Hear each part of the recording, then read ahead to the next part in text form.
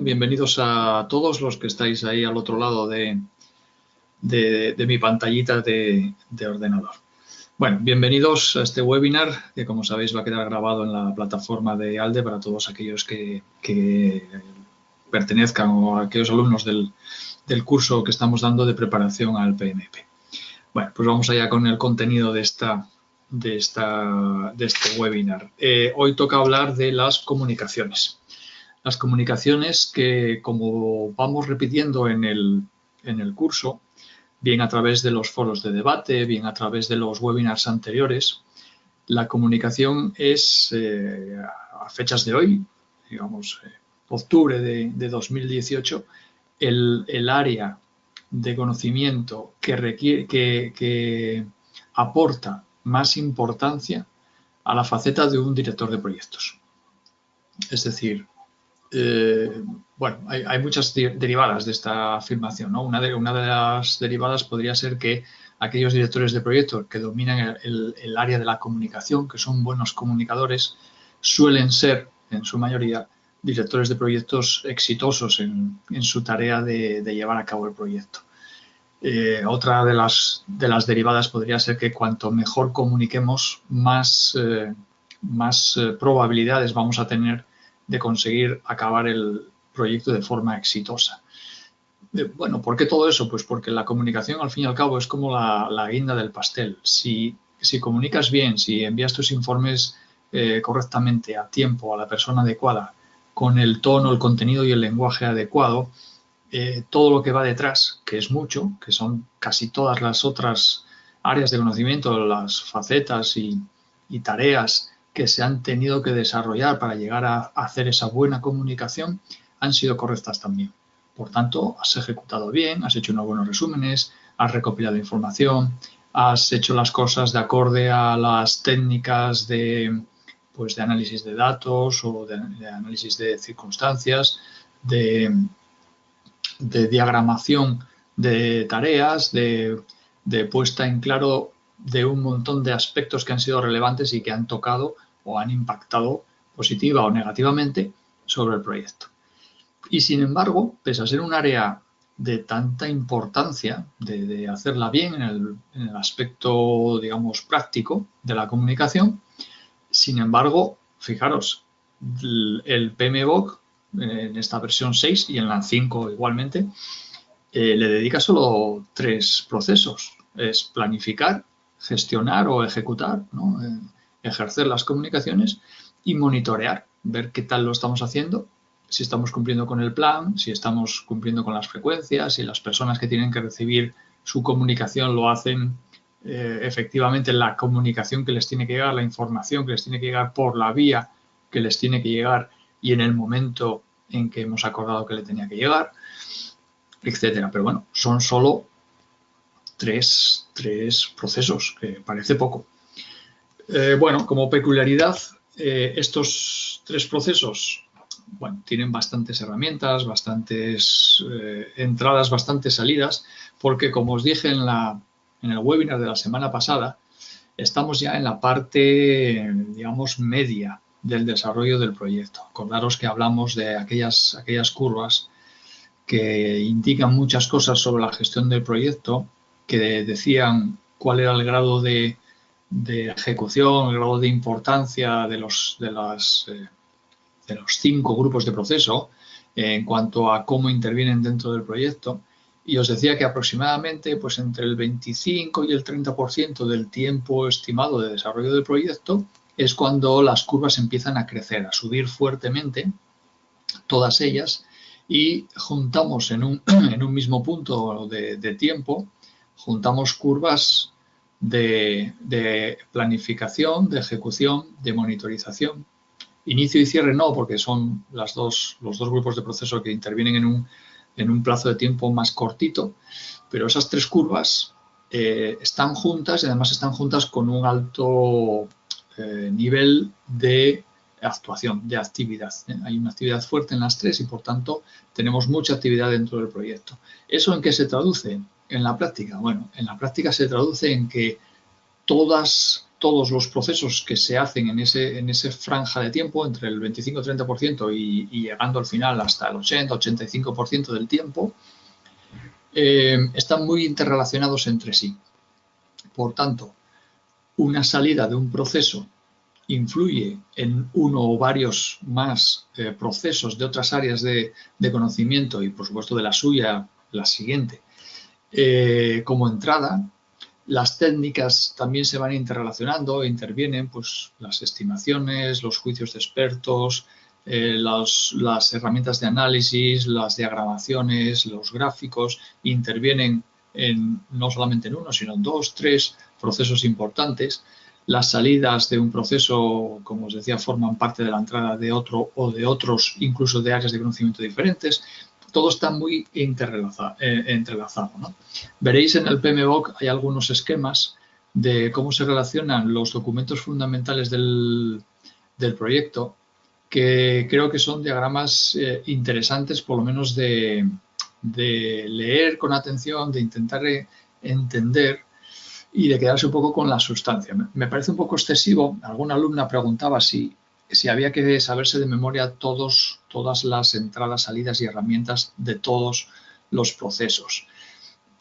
Yo le respondí pues, lo mismo que os voy a responder con estos diagramas a los que me estoy refiriendo, de cómo se relacionan los documentos fundamentales de un proyecto.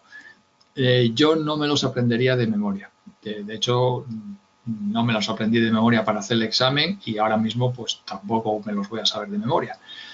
Pero sí que conviene tener una idea, un conocimiento, una idea estructural de cómo intervienen, de cómo se relacionan con las entradas y salidas, de cuáles son los importantes y significativos, dónde están los diferentes y dónde intervienen y por qué son importantes. Por ejemplo, que sé, ahora podría mencionar las técnicas Delphi, los análisis de Ishikawa, el Pareto, dónde está, qué es validar y qué es verificar el alcance.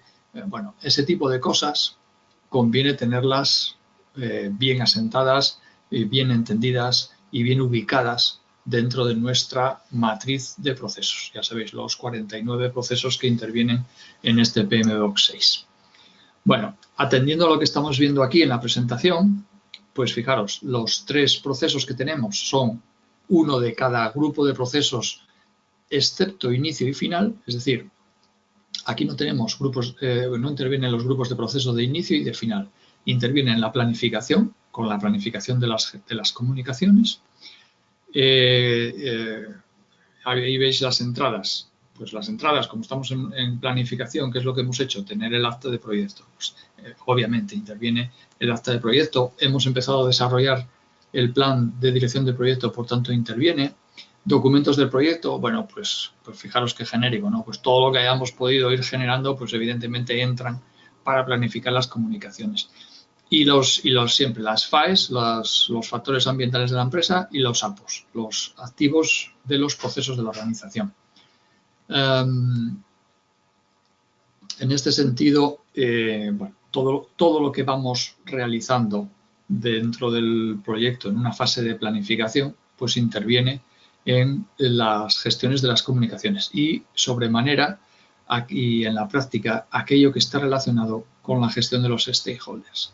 La gestión de los stakeholders, como veremos más adelante, porque es un área de conocimiento que viene más adelante, pero tiene proceso en el grupo de procesos de inicio, por tanto es de las más tempranas que acometemos al arrancar el proyecto. ¿Y por qué? Pues porque tiene una importancia decisiva el analizar a los stakeholders, los interesados, intervinientes desde el inicio del proyecto, porque es fundamental, porque es crítico, porque si se te olvida tener en consideración algún stakeholder de peso, pues vas a tener un problema porque has planificado un proyecto sin tener en cuenta una pieza importante y eso puede afectar muchísimo al desenlace del proyecto. Si no has tenido en cuenta a algún interesado, aunque sea de forma pasiva, es decir, alguien que se va a ver afectado por el proyecto, no que afecte o que intervenga o que decida sobre el proyecto, sino algún impactado por el proyecto importante, puedes verte en problemas. Creo que os comenté hace ya algunos webinars aquella anécdota real, porque me lo comentó un colega, director de proyecto, en una asamblea, en una reunión que tuvimos, me comentó que a él le había sucedido. Lo siguiente, que resumo muy rápido. Era la primera vez que se iba a hacer un parque eólico en Centroamérica, en una zona montañosa. Bueno, pues el proyecto, su planificación llevó un tiempo, casi cercano al año. Se reunieron con un montón de representantes políticos, de representantes del gobierno, de la industria, consiguieron el dinero, los terrenos, la conexión con las redes eléctricas, etcétera, para implantar, que no sé si lo he dicho, un parque eólico de molinos de viento. Empezaron la construcción, todo iba bien, el dinero fluía del Banco Mundial, no había ningún problema, hicieron la construcción, se los llevaron en barco, desembarcaron y los llevaron en transporte. Cuando los camiones se empezaban a adentrar en el terreno montañoso en el que tenían que implantarlos, pues se encontraron con una manifestación de unos indígenas que, bueno, pues moradores, ¿no? Habitaban cerca, alrededor del punto de emplazamiento de esos aerogeneradores. Bloquearon las carreteras, hicieron manifestaciones, tuvieron su repercusión, llegó la prensa, salieron en las noticias, los helicópteros sobrevolaban la zona sacando imágenes. Fue tal la repercusión que hubo a nivel nacional por su protesta de que no querían aquellos molinos en sus territorios casi vírgenes, que el proyecto no se llegó a desarrollar. O sea, se paró y se anuló. Y se quedaron, bueno, pues luego resolviendo todos los problemas que os podéis imaginar de algo que ya estaba hecho y que no se pudo poner en marcha. Así que el olvidarse de unos interesados, stakeholders, en este caso pasivos, impactados por el proyecto, pero fijaros la relevancia de lo que pasó luego, ¿no? Pues se te olvida, o no los tienes en cuenta, o no los has considerado por desconocimiento, pues tienes un gravísimo problema. Bueno, por tanto, la gestión de los stakeholders, grupo de inicio, muy relacionada con las comunicaciones, y luego, pues, todo lo que veis aquí. Veis que se repiten los juicios de expertos, los análisis de los requerimientos o los requisitos de comunicación, qué tecnologías de comunicación emplear. Hoy en día esto evidentemente no es ningún problema. Tenemos, yo creo que, la mayor potencia de comunicación que se haya podido tener nunca a nuestro alcance, gracias a Internet y a todas las herramientas de ofimática. Y luego, pues tenemos un montón de gráficos con los que poder representar los datos de forma adecuada. Fijaros que aparecen las reuniones en los tres, que no he hablado todavía de ellos, pero bueno, fijaros, como herramientas y técnicas: reuniones en la planificación, reuniones en la gestión de las comunicaciones y reuniones en el monitoreo de las comunicaciones. Fijaros lo importante que es. Y aquí quiero hacer un inciso desde un punto de vista profesional y no como específicamente preparación al examen, pero sí deciros que os informéis, que estudiéis, que analicéis con detalle en qué consiste mantener una buena reunión. Las reuniones tienen un cartel horrible, una imagen tremenda, yo creo que a nivel mundial, de que son absolutas pérdidas de tiempo. ¿Por qué? Pues porque están mal hechas, porque están muy mal planificadas, porque vamos con mucha prisa y no nos tomamos el tiempo que se merece el planificar una reunión adecuadamente. Una reunión tiene que estar planificada, tiene que tener un lugar, tiene que tener una duración, una hora de inicio y una hora de fin. Tiene que tener un contenido, es decir, la reunión se hace para algo, por tanto tiene que haber una agenda de los temas que se vayan a tratar. Y tiene que tener unos asistentes, unos informados y unos opcionales. Es decir, los asistentes son las personas que son absolutamente necesarias que acudan a la reunión y que acudan preparados porque tendrán que aportar algo. Si no, es una conferencia, no es una reunión. Es como un poco lo que estoy haciendo yo hoy, aunque vais a tener ahí a vuestra derecha el foro de preguntas por si me queréis preguntar algo. Pero una cosa es dar una conferencia donde nadie interactúa, nadie interacciona, nadie aporta otra información más que el conferenciante, y otra cosa es tener una reunión. Si tienes una reunión es porque esperas que la gente que acuda diga algo, aporte algo, dé alguna solución, dé alguna información, dato, etcétera. Entonces deben saber por lo menos a qué van, de qué trata la reunión de la que van. Yo he ido a reuniones que no sabía, antes de entrar no sabía ni de qué iba la reunión, cantidad de ellas. pues muy mal por parte del organizador. Luego, una reunión tiene que tener pues, un desarrollo ajustado a lo que hay que hablar. No vale hablar de cualquier otra cosa. Hemos ido a la reunión por algo, por un motivo, y si se desvirtúa y se empieza a hablar de otra cosa, pues bueno, no nos debería extrañar si alguien se levanta y se va, porque no es su reunión, no es a lo que fue. Y el desarrollo pues tiene que llegar a unas conclusiones. Esas conclusiones tienen que anotarse y tienen que tener un seguimiento. Es decir, en nuestra reunión hemos acordado realizar las siguientes acciones, A, B, C, D, las que sean. Esa acción la lidera Menganito y esperamos el resultado en la fecha X. Y eso se mete en un Excel sencillito y se hace un seguimiento. Y después de la reunión tiene que haber un acta. Yo solamente he asistido a un cliente, que era IBM, que hacía las reuniones, como os digo, de libro. Tanto que se llevaba una secretaria, un secretario a la reunión, cuya única función y misión era tomar nota de todo lo que se decía de una forma cierta y firme y cerrada en la reunión. Se redactaba el acta y no salía nadie de la sala de reunión hasta que el acta no estaba firmado por todos los asistentes. Evidentemente, en ese momento, pues si alguien decía, oye, no, esto está mal cogido, no se dijo así, se dijo asado, y bueno, si todo el mundo está de acuerdo, se hace la corrección.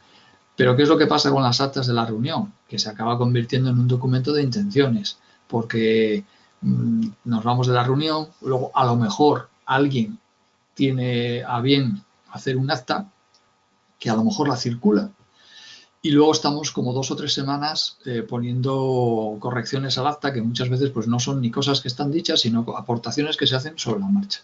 Lo cual es todo un absoluto desbarajuste y despropósito, ¿no? Eso no sirve absolutamente de nada. Eso no ha sido la reunión. Eso es otra cosa.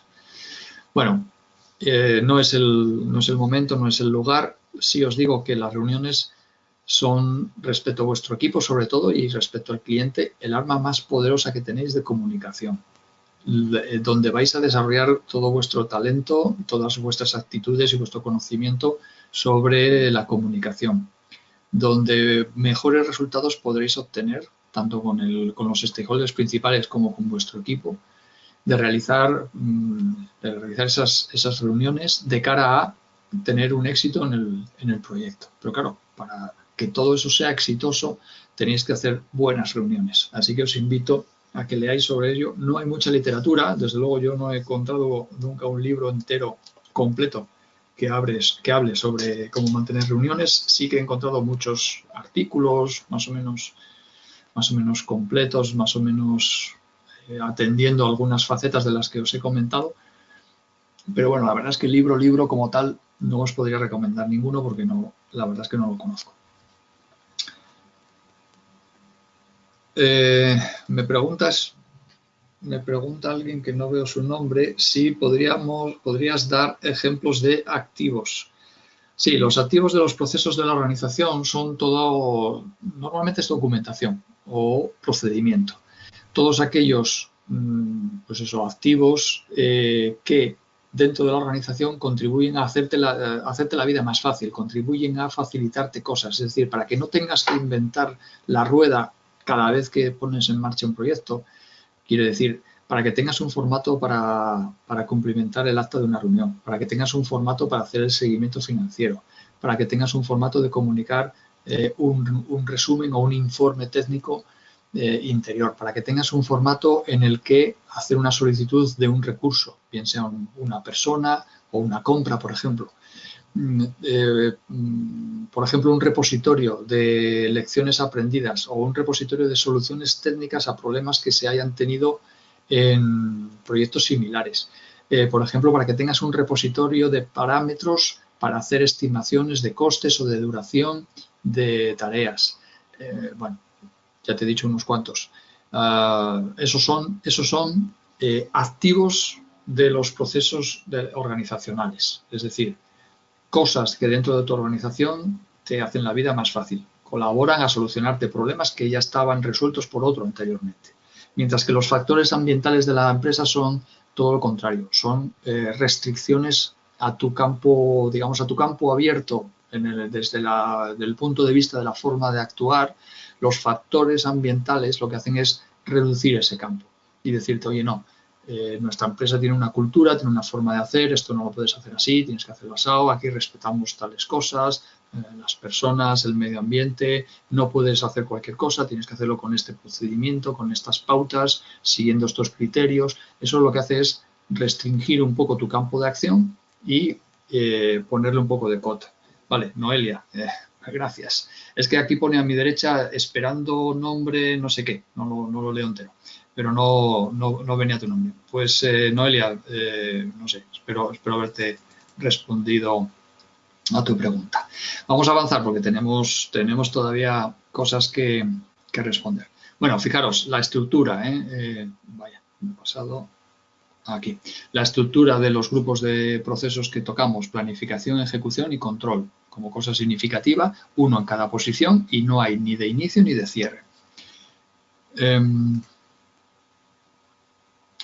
Esto que voy poniendo, esto sobre la estructura de cómo se ocupan los grupos de proceso que voy poniendo uno por uno en cada una de las áreas que estamos comentando, evidentemente al final ¿a qué va enfocado? A que tengáis una idea de cómo vais a poder cumplimentar esa matriz de 5 grupos de proceso, 10 áreas de conocimiento que os decía en uno de los últimos webinars, que conviene escribir en esos 10-15 minutos que os van a dar antes de iniciar el examen, en las hojas que os van a facilitar además a la entrada del examen. Conviene hacer una descarga de memoria, conviene hacer toda esta matriz, los 49 procesos, escribirlos cada uno en su sitio. ¿Por qué? Porque luego, para algunas preguntas de estas de tipo situacional que os van a hacer, conviene saber qué proceso va antes y qué proceso va después, porque la respuesta seguramente está relacionada con eso. Habrá varias preguntas dentro del examen que estén relacionadas con esto, con la matriz de los 49 procesos que en la versión 6 del PMBOK tenemos. Bueno, cosas que conviene recordar como conceptos fundamentales respecto a la comunicación, que es un intercambio de información. Una cosa son los datos, otra cosa es la información. Los datos están vacíos, la información tiene contenido. Tenemos que diferenciar una cosa de otra. Un acto o una instancia de transmisión de la información, eso es lo que es la comunicación. Un mensaje verbal o por escrito, o como vamos a ver más adelante, la comunicación también puede ser no verbal. Una técnica de expresar ideas de manera efectiva, un proceso por el cual se intercambian significados entre los individuos a través de un sistema común de símbolos, es decir, un lenguaje que se entienda por ambas partes, porque si yo le hablo en español a una persona que solo entiende chino, evidentemente no nos vamos a comunicar, por mucho que hablemos y por muchos mensajes e información que lancemos, no habrá comunicación. Vamos a estudiar ahora el proceso de la comunicación, para que lo tengamos bien presente. Y un proceso de envío y recepción de mensajes. Bueno, todo esto son conceptos, ¿no?, que pueden estar alrededor del hecho de comunicar. Por ejemplo, para fijar conocimientos. La paradoja del árbol caído. Esta es una paradoja que dice lo siguiente. Imaginaros un árbol en el medio de Siberia, desierto helado de Rusia. Ninguna persona a 30 kilómetros a la distancia y este árbol se cae. La pregunta es, ¿emite ruido? ¿Se genera algún ruido por parte de este árbol? Bueno, ahí empieza la controversia, ¿no? Y empezamos el debate. Sí emite ruido porque el ruido es una vibración y a otros pueden decir, pues no emite nada porque nadie lo escucha. No hay nadie ahí para saber si ese árbol se ha caído o no, si ha emitido algún ruido o no, porque no hay nadie alrededor con la capacidad suficiente como para captar ese ruido. Bueno, pues yo estoy más del lado de esta última versión. Es decir, si no hay alguien que recepcione, no hay mensaje, no hay comunicación, no se ha transmitido nada, eso se ha perdido, no es una comunicación. Para que haya comunicación tenemos que tener un esquema como este. Hay un emisor, alguien emite un mensaje, ese mensaje se envía mediante una codificación y a través de un canal. Hay luego un proceso de recepción en el que interviene una decodificación, es decir, esa transmisión tiene que ser captada y entendida por el receptor Y después, fijaros, el añadido que hay abajo es muy importante. Ese feedback, esa retroalimentación, es lo que se llama en términos de psicología la escucha activa. Una palabra, una expresión que seguro escucharéis y leeréis mucho si es que leéis temas de estos de comunicación. ¿En qué consiste la escucha activa? La escucha activa consiste en que el emisor obtiene, mediante diversos procedimientos, obtiene certeza de que el mensaje que ha emitido ha sido bien entendido por el receptor. Es decir, imaginaros, cuando estamos hablando, estáis hablando con vuestro jefe y os da una serie de instrucciones. Si decimos a todo que sí o asentimos con la cabeza, sí, sí, vale, sí, vale, sí, sí, sí, sí, sí. Realmente vuestro jefe, en este caso, el emisor, si fuera yo, no tendría muy claro si realmente la persona con la que estoy hablando me ha entendido o no lo que le estoy intentando transmitir. Entonces, en vez de obtener de mi receptor unos asentimientos, unos sí, sí, vale, vale, mi receptor tendría que decir, ah, vale, o sea que lo quieres en papel y lo quieres mañana encima de la mesa de tu despacho antes de las 10. Sí. ¿Encuadernado o te valen hojas sueltas? No, hojas sueltas. ¿A color o en blanco y negro? No, te he dicho que en blanco y negro es suficiente. Ah, vale, vale, pues venga, mañana lo tienes. Vale, con este tipo de información, con este tipo de feedback, de retroalimentación sobre lo que he recibido, estoy enfatizando, estoy asegurando que la comunicación ha sido bien entendida, que lo que me han dicho ha sido bien entendido y por tanto lo voy a ejecutar, pues por lo menos en las mejores garantías, porque si no lo he entendido bien ya empezamos mal. Ya no he entendido bien el mensaje, he entendido otra cosa que no es lo que me ha transmitido el emisor o lo que me ha querido o intentado transmitir el emisor, porque quizás el emisor haya emitido mal el mensaje, se haya explicado mal. Entonces es ahora, en ese momento que se produce la comunicación, es justo el momento en el que hay que reajustar el canal o el codificador o el decodificador, el mensaje en definitiva. Si no se ha entendido bien, es justo el momento para que el emisor intente explicarlo de otra manera. Esto pasa muchas veces cuando personas que hablan en un lenguaje en el que uno no es nativo se pueden dar lugar a muchos equívocos. Y es precisamente por eso, es precisamente un buen ejemplo para aplicar un feedback y ajustar los niveles de lenguaje o de mensaje. Es decir, si yo estoy hablando con un nativo, mi inglés no es lo suficientemente bueno, conviene que yo haga algunas afirmaciones para verificar que el mensaje ha sido bien entendido y si no es así, ese nativo inglés con el que yo estoy hablando intentará utilizar un lenguaje un poco más bajo, más técnico, más académico, con menos jerga quizás, con menos expresiones coloquiales, para que yo pueda tener un mejor entendimiento de lo que me está intentando transmitir. ¿De acuerdo? ¿Veis un poco la importancia de ese feedback? Pero evidentemente ese feedback, esa retroalimentación, esa escucha activa, tenemos que desarrollarla justo en el momento en el que se está produciendo la información, el acto de comunicación.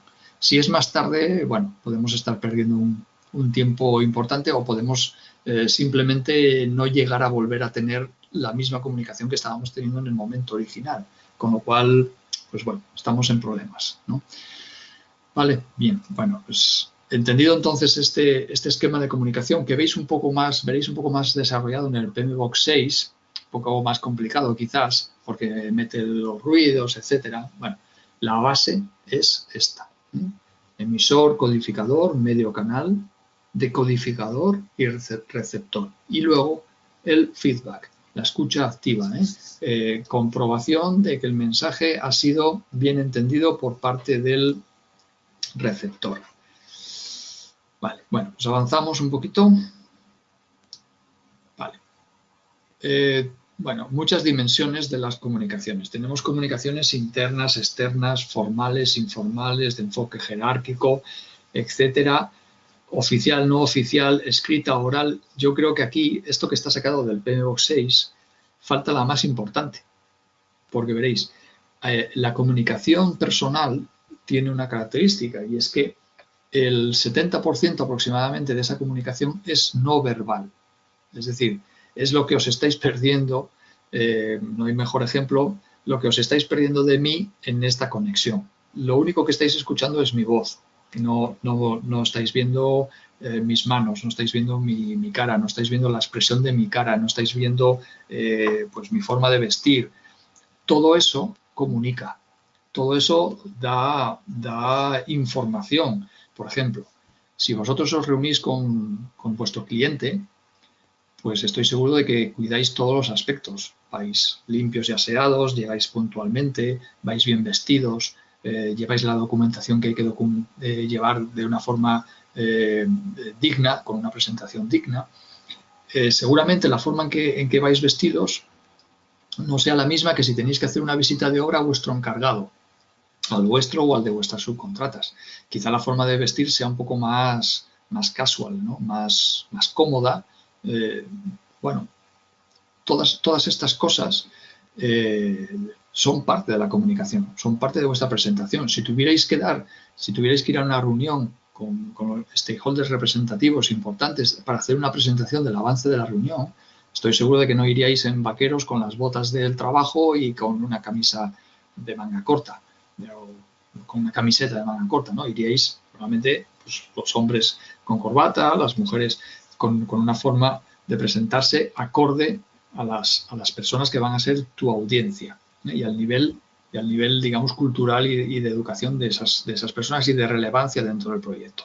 Pues todo eso que es comunicación no verbal, cómo movéis las manos, si tenéis un elemento, si os movéis de forma nerviosa, el tono de vuestra voz, todo eso comunica.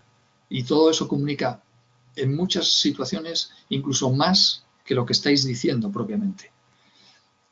Insisto, es un tema apasionante, un tema de la comunicación sobre el que merece la pena mucho leer cosas o ver cosas por internet. Si podéis ver en el canal de YouTube las conferencias, mini conferencias que da el canal TED, pues os lo recomiendo, porque ahí vais a ver de todo tipo. Se hace desde un punto de vista muy desenfadado, pero os aseguro que detrás de todo eso que parece muy casual y muy pasaba por aquí y me han dicho que entrara, hay muchísima preparación. Cada frase está medida, cada gesto está medido. Hay conferenciantes buenísimos que te dan una conferencia espectacular en 15 minutos y merece mucho la pena. Os encontraréis de todo. Habrá gente más insegura, menos preparada, menos habituada a hablar en público y hay auténticos maestros de las presentaciones en 10-15 minutos. Muy recomendable, sobre todo también porque la mayoría de ellas son en inglés y habla en inglés gente de todo el mundo. Luego pues, la preparación de los acentos, la forma de expresarse, etcétera, también está muy cuidada y es un ejemplo de cómo preparar actos de comunicación. Ya no voy a decir presentaciones o conferencias, sino el propio acto de comunicarse, ¿no? Vale, de aquí, de esta presentación, solo la página, bueno, el canal YouTube, me pregunta Joycelyn Fragoso. Miradlo en YouTube, TED, eso es, TED, TED, Teruel, España, Dinamarca. Ronald Hernández. ¿Puede repetir el canal de YouTube? Sí, TED, Teruel, España, Dinamarca. Ahí tenéis un montón y la verdad es que da gusto y se aprende mucho de los que ahí aparecen. Bueno, de esta, como os decía, de esta parte de esta presentación que tenéis aquí ahora mismo en pantalla, quizás lo que deberemos tener mucha precaución desde el punto de vista práctico es con el enfoque jerárquico, la comunicación ascendente, descendente u horizontal. La horizontal se refiere a colegas, gente que digamos está en la misma altura dentro de la pirámide del escalafón de la empresa, a tu misma altura, ascendente obviamente hacia mis jefes, descendente hacia mi equipo, hacia mis subcontratas, etcétera.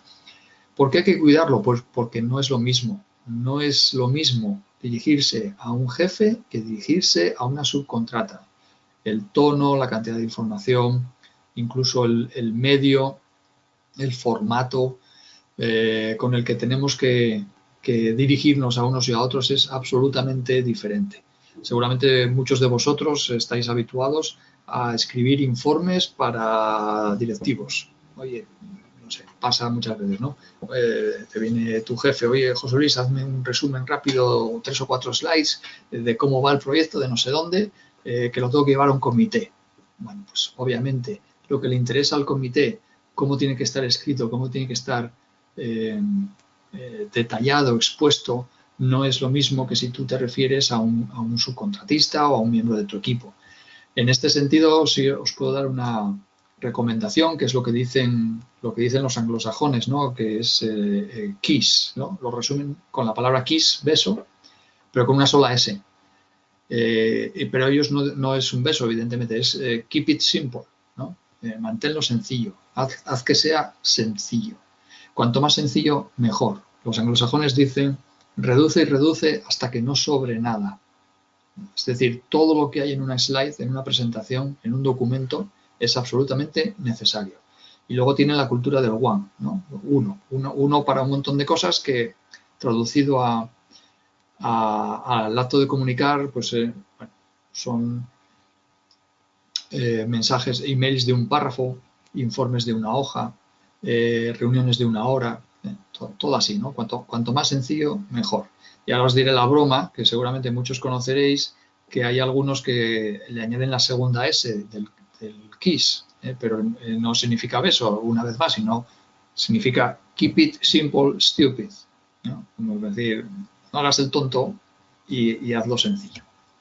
Bueno, venga, avanzamos. Si me deja ahora. Vale, bien, entonces teníamos las fases tenemos planificación, ejecución o gestión, que llama el PMBOK 6, a casi todas las ejecuciones las llama gestión, y el control. Dentro de la planificación, como veis, tenemos entradas, técnicas y salidas. Dentro de las técnicas, lo que merece más relevancia desde el punto de vista práctico, las reuniones.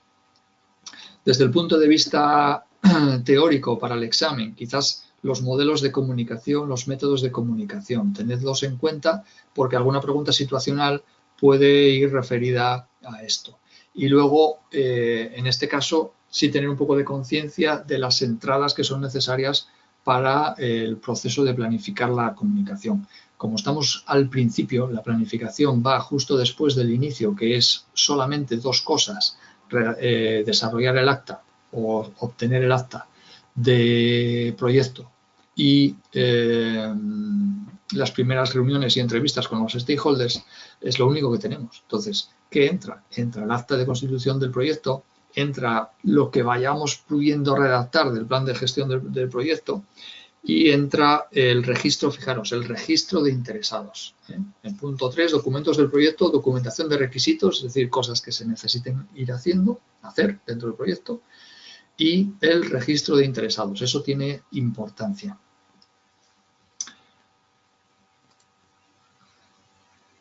Avanzamos. Comunicación dentro de la gestión de las comunicaciones, pero dentro de la planificación, temas importantes. Aquí dos cosas de importancia. La comunicación de tipo push es push, empujar, es decir, información que distribuimos directamente hacia receptores específicos que necesitan recibir esa información. Es decir, proactividad. Nosotros, como director de proyecto, vamos a enviarle esa documentación a la persona que la necesita, que la requiere, que es un requisito del proyecto que reciba esa documentación. Eso es importante, que la reciba. Yo ya no puedo asegurar que la lea. En mi trayectoria me ha pasado muchísimas veces enviar informes que, bueno, pues no voy a decir que nadie se ha leído, pero bueno, que si se tenían que leer 10, se leyeron 2, como mucho. Bueno, pues pasa constantemente. Bueno, mal para ellos, pero el problema yo lo tendría si no lo hubiera enviado. Entonces, esa es comunicación push, de empujar. La tengo que enviar yo proactivamente, tengo que mandar esa información a quien la tenga que recibir. Y ya, como os digo, luego otra cosa es lo que hagan con ella. Y luego tenemos comunicación o información, transmisión de información de tipo pull, de tipo tirar. Es decir, yo dejo esa información en un repositorio, en un OneDrive, en un Dropbox o en un recurso de este estilo o el que tenga internamente en mi empresa y le digo a las personas, oye, que sepáis que ya tenéis la actualización de las actas de reuniones o del informe mensual de avance de proyecto, lo tenéis disponible en el repositorio con el link tal. Bueno, eso no es lo mismo que si yo mando en mi correo la documentación o la información. No es lo mismo. Parece lo mismo, pero no lo es. ¿Vale? Una es de tipo push, empujar, yo lo pongo allí, se lo pongo encima de la mesa, se lo pongo en su escritorio, en su Outlook. Y la otra es, le digo de dónde lo puedes tú coger, de dónde puedes tirar de esa información, de dónde puedes hacer un pull de esa documentación. Vale, bueno, avanzamos. La gestión de las comunicaciones, es decir, poner en curso el acto, las acciones de comunicar.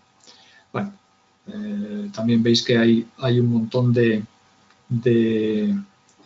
entradas, de salidas y de herramientas. Fijaros que aquí en las herramientas, en las 6 habilidades interpersonales y de equipo, aparece la escucha de forma activa, escuchar de forma activa. La gestión de conflictos, que ya hemos hablado de ella en la parte de los recursos, en el webinar de recursos humanos. La conciencia cultural, la gestión de reuniones, la creación de relaciones de trabajo, la conciencia política.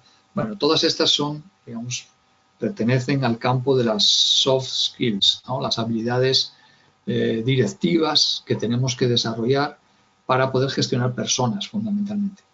Personas de todo tipo, tanto las de tu equipo propio como el cliente externo, como nuestros clientes internos, los stakeholders, etc.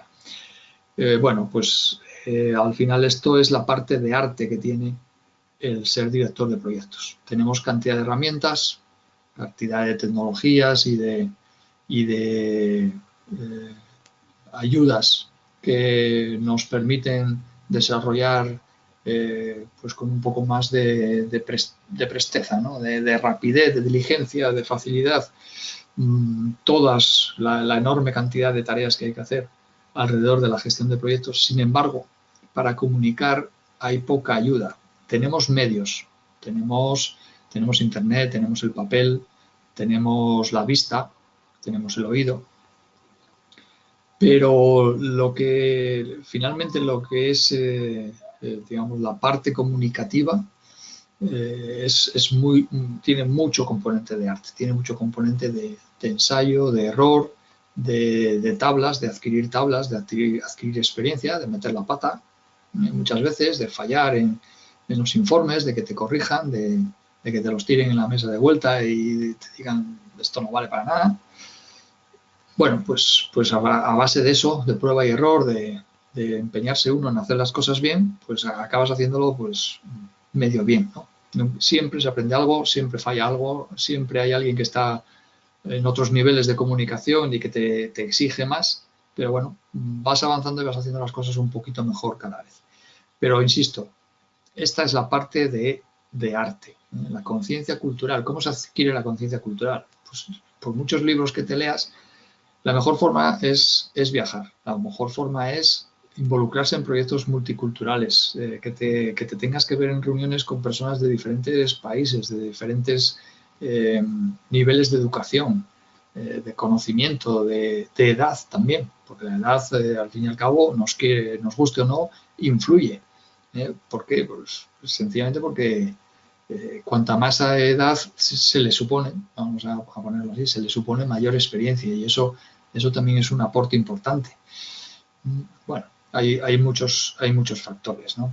También la gente joven, por supuesto, no quiero decir aquí nada en contra de ella, todo lo contrario, la gente joven es maravillosa el nivel de conocimiento tecnológico que aplican ahora, con qué naturalidad, con qué soltura te sacan soluciones de las que tú ni habías oído hablar y por supuesto que tiene un aporte fabuloso. Para mí, los equipos de proyecto, cuanto más variados, en todos los sentidos, edad, procedencia, lenguaje, experiencia, campo profesional. Cuanto más variado, mejor, porque más te aportará, más variedad de recursos tienes para solucionar las cosas. Si solo tienes personas que sepan de, voy a decir algo, electrónica, intentarán resolverlas todo con electrónica. Si tienes gente que sabe de electrónica, de electricidad, de estructuras, de mecánica, de software, pues ya tienes 5 abanicos diferentes para dar 5 puntos de vista sobre cómo solucionar el mismo problema, lo cual enriquece y ayuda y seguramente facilita encontrar soluciones mucho mejor que si solamente tienes un punto de vista, un recurso. Eso te limita. Iliana Rojas me dice, la conciencia cultural no es solo para lo étnico, sino también a lo interno de las organizaciones, porque cada una es un mundo aparte. Pues tienes mucha razón, ¿eh? Gracias por el apunte. Efectivamente, efectivamente. Incluso empresas que están en el mismo sector, las formas de hacer los FAEs, los factores ambientales de las empresas, pues por eso están definidos así, porque son de las empresas. Y como bien dices tú, y por mi experiencia también te lo puedo aportar, que aún siendo empresas del mismo sector tienen formas de acometer los proyectos muy diferentes, muy diversas. Entonces, efectivamente, el factor cultural no solamente es esto, digamos, el tono de tu piel, sino también la cultura empresarial y cómo se afrontan los problemas y cuál es su cultura y su tradición de resolver las cosas, ¿no? De enfrentarse a su ámbito de negocios, ¿no? A su área de negocio. José Millones pregunta ¿qué papel juega el liderazgo de la alta dirección o del jefe máximo en una organización? El enfoque top-down es importante. El enfoque top-down es fundamental, José. Lo comenté en el webinar anterior. Una iniciativa estupenda de un empleado, de un técnico, tiene muchísimas menos posibilidades de llegar a buen término que si esa misma iniciativa, o una incluso un poco peor, la lidera un jefe, la lidera un directivo. Cuanto más arriba, mejor. Los grandes cambios organizacionales de cultura o de forma de hacer dentro de la empresa siempre deberían ir de arriba a abajo, porque el poder, la capacidad de decisión, la capacidad de influencia, la capacidad de poner dinero a un cambio, siempre está en la cúpula, siempre está arriba. Entonces, si estos cambios no vienen de arriba a abajo, no se van a llegar a producir. Y el liderazgo, por supuesto, y la cultura de la organización tiene que venir de arriba, de cuanto más arriba, mejor, porque es la forma en que va a permear, que va a impactar sobre el resto de la organización y se va a poder, por un lado, llevar a éxito, digamos, de una forma tranquila, y si no es de una forma tranquila, imponer. Son los jefes los que pueden imponer, los que tienen el poder y la autoridad para hacerlo. Los empleados o los técnicos tienen muy poco en ese ámbito. Vale, vamos a ver si por aquí tengo alguna cosa que nos haya comentado para hacerlo ahora mismo. Bueno, creo que no me dejo nada. Informes de desempeño de trabajo, actualizaciones de documentos. Vale. Salidas, si queréis comentar algo de las salidas de la gestión de las comunicaciones. Comunicaciones del proyecto, actualizaciones del plan para la dirección del proyecto, actualizaciones de los documentos del proyecto. Como insisto, la idea es que todo está muy interrelacionado, ¿no? Entonces, un cambio, una consecuencia de la gestión de las comunicaciones puede hacernos cambiar el registro de incidentes, el registro de lecciones aprendidas, el cronograma, el registro de riesgos. Os dije el webinar anterior, lo repito, la gestión de riesgos es de lo más sensible que hay. Cualquier cosa, cualquier otro área de conocimiento del proyecto, casi seguro impacta sobre la gestión de riesgos, porque puede poner en relevancia, puede poner sobre la mesa la identificación de algún riesgo para el proyecto que no se había tenido en cuenta hasta ese momento, o sencillamente que aparece en el momento en que ha cambiado algo relacionado con las comunicaciones, con las compras, con la gestión de los recursos humanos, etcétera. Todas las áreas de conocimiento, prácticamente todas, tendrán repercusión e impactarán en el registro de riesgos. Eso lo tenéis que tener casi como como un mantra, ¿no? Algo ahí metido. Y en cuanto al registro de interesados también, porque del hecho de comunicar o de una comunicación mal hecha puede derivarse el que un stakeholder, un interesado que no manifestaba interés por el proyecto, o sea, hasta ese momento de repente empieza a hacerlo, o que alguien que se ve ofendido porque no ha sido considerado, de repente se involucra en el proyecto y ya lo hace desde un punto de vista negativo, ¿no? Ya lo hace un poco enfadado porque, joder, ¿cómo es que no me habéis dicho que esto iba a ser así? ¿Por qué no me informáis? Pues yo quiero estar informado, yo quiero ir a las reuniones, yo quiero ir tal. Y por lo menos en un principio ya lo va a hacer, digamos, de mala leche, ¿no? Con mal carácter. Vamos a ver, tenemos otra intervención por aquí, a ver si la puedo leer entera. Peter Hidalgo me dice, la matriz de comunicaciones veo que es muy importante en un proyecto. Según su experiencia, ¿qué otra herramienta es muy importante? Para mí los formatos.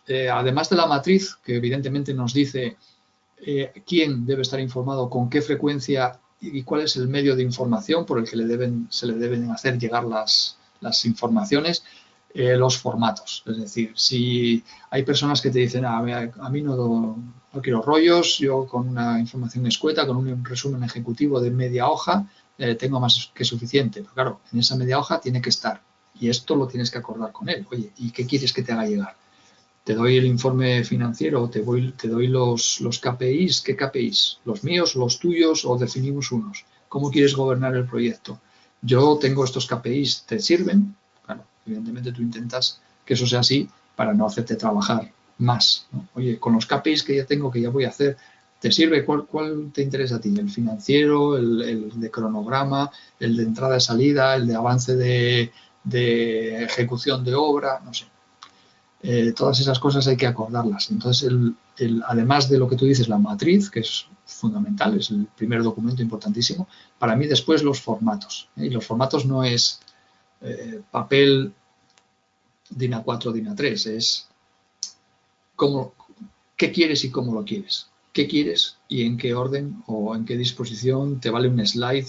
¿Te vale media hoja? ¿Te vale un folio? ¿Te tengo que hacer un informe de 20 hojas? ¿Te vale un Excel?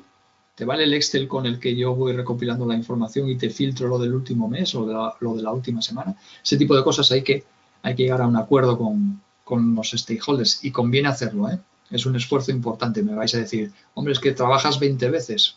Bueno, 20 no. A lo mejor trabajas 8 veces, haces 8 informes distintos o haces 8 agrupaciones de información diferentes y luego las haces circular a cada uno de los interesados.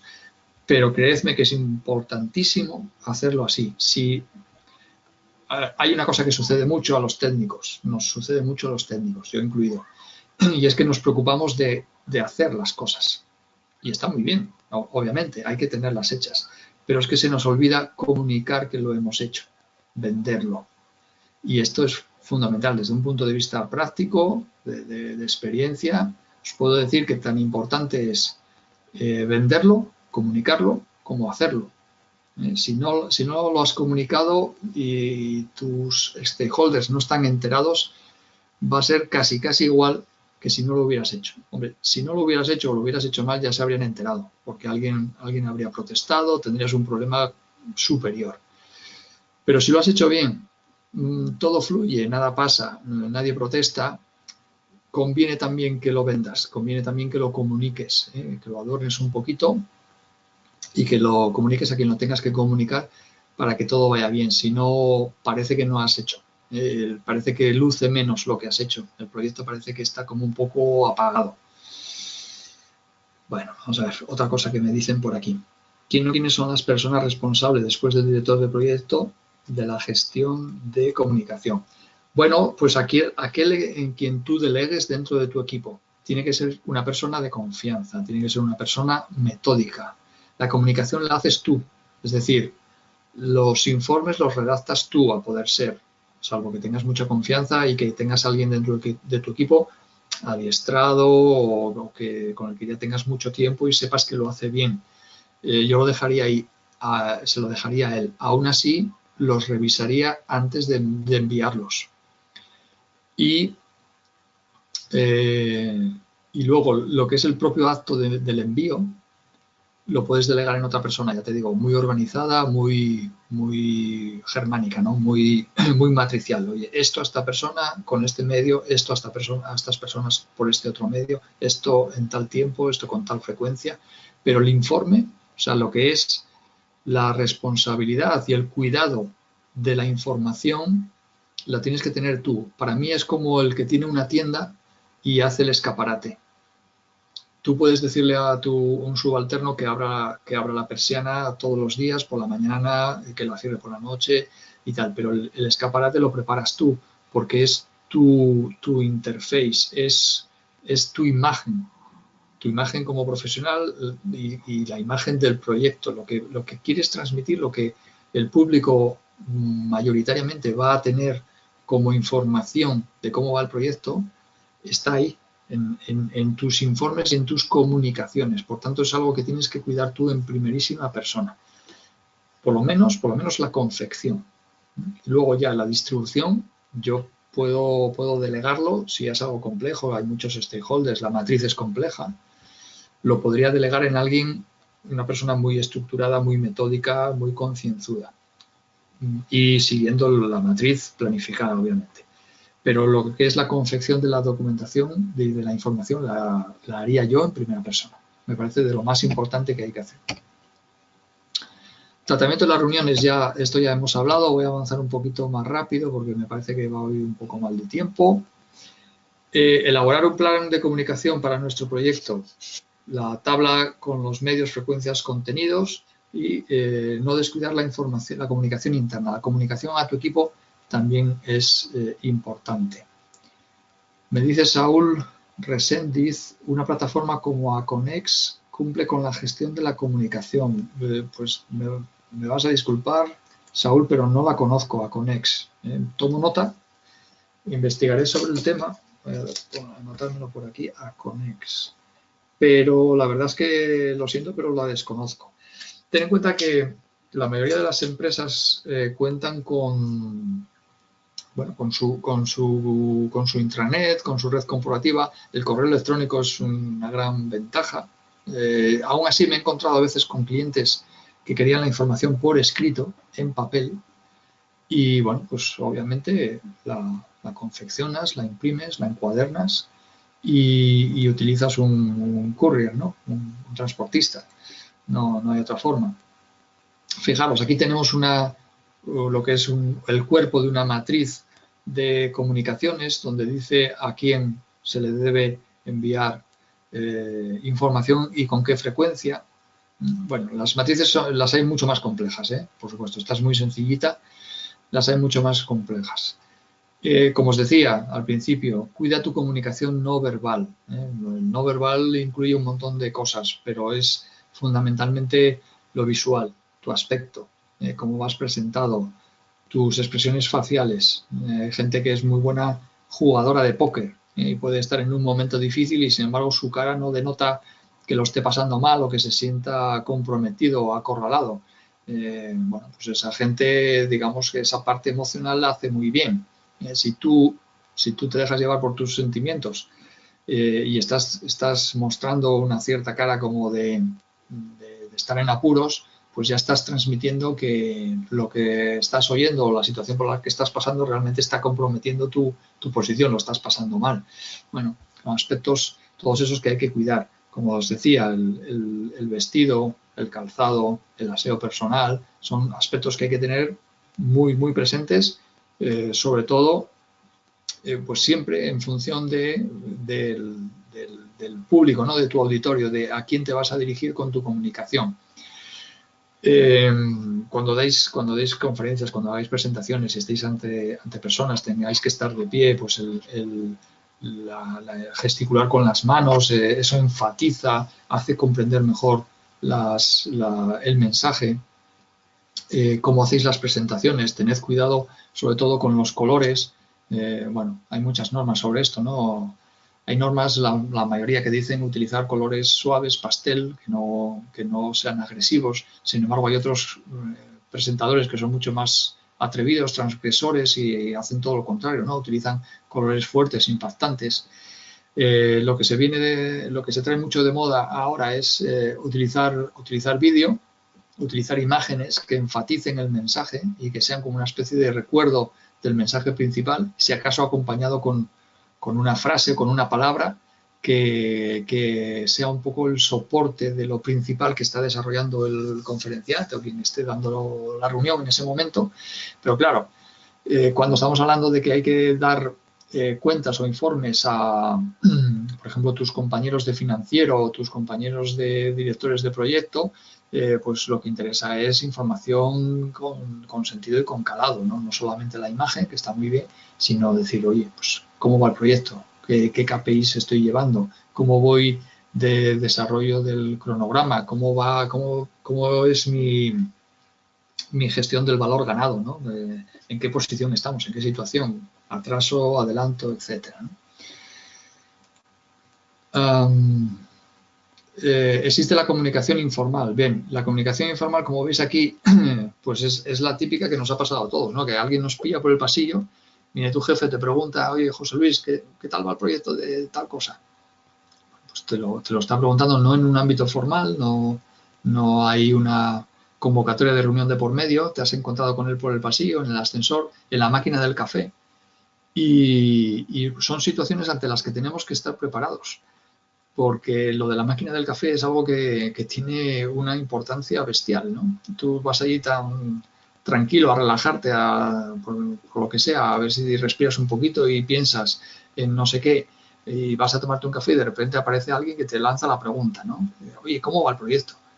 Como el proyecto quiere decir, pues, cómo están los KPIs. Te los tienes que tener en la cabeza, ¿no? Tienes que saber cómo vamos de dinero, cómo vamos de plazo, cuáles son los problemas, si se resolvió el problema de la semana pasada, si ha llegado los suministros, si está allí todo el personal. Bueno, un montón de cosas que os voy a contar que nos pasan a los directores de proyecto. Pero la emboscada, ¿no? de la máquina de café es fundamental.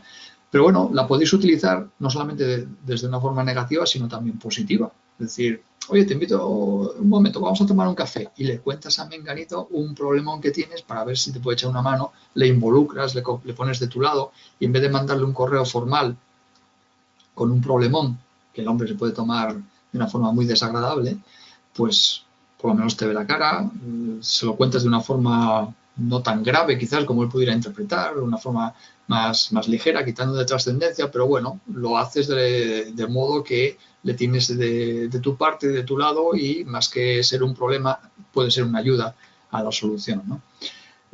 Ya os digo, lo de la máquina de café parece mentira, pero funciona, ¿eh? Es un arma de doble filo muchas veces, pero es importantísimo tenerlo en cuenta, ¿eh? La comunicación informal, que es pues la que no está preparada, la que es un poco sobre la marcha, muchas veces, aunque, insisto, también lo podéis utilizar a vuestro favor y prepararla un poquito, ¿no? Que no sea tan informal, parezca informal, pero que realmente no sea tan así.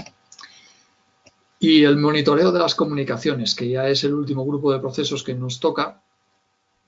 Y bueno, veis que en cuanto a las herramientas y técnicas tenemos los juicios de expertos, sistemas de información para la dirección de proyectos, que quizás puede ser este Aconex que me decía Saúl hace un momento, pero que desconozco. Análisis de datos, habilidades interpersonales, reuniones una vez más. Bueno, lo de los PMIs, PMIS, los PMIs, el Project Management Information Systems, es algo que a veces aparece en las preguntas del examen de certificación del PMP, relacionado con el grado de influencia de estos sistemas de información, hasta dónde llegan, hasta dónde no. He visto algunas preguntas relacionadas con este tema. Conviene tenerlos claros. Hay un gráfico en el PMBOK 6 un poco complejo, pero que indica la relación de estos sistemas de información con el resto de sistemas de información del proyecto. Conviene que lo veáis, conviene que, como os decía anteriormente, tengáis una idea clara de su influencia y de por dónde puede ir relacionado cuando os hacen una pregunta de situación.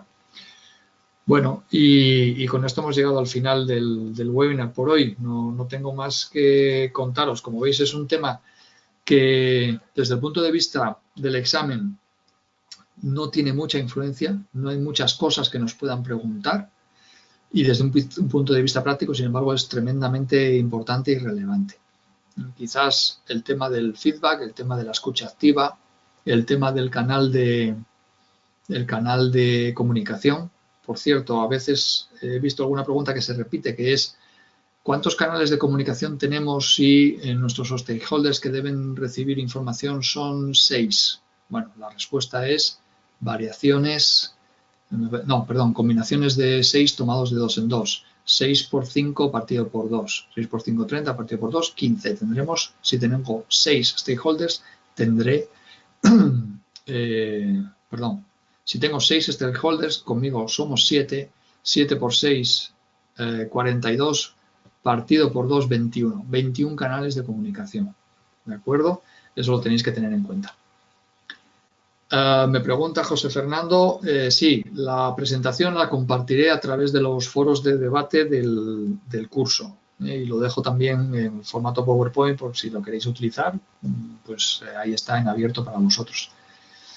Bueno, pues nada más, muchísimas gracias por vuestra atención, para mí ha sido un placer como siempre y os espero pues la semana que viene, el lunes, volveremos a tener webinar del siguiente tema. Muchas gracias, hasta pronto.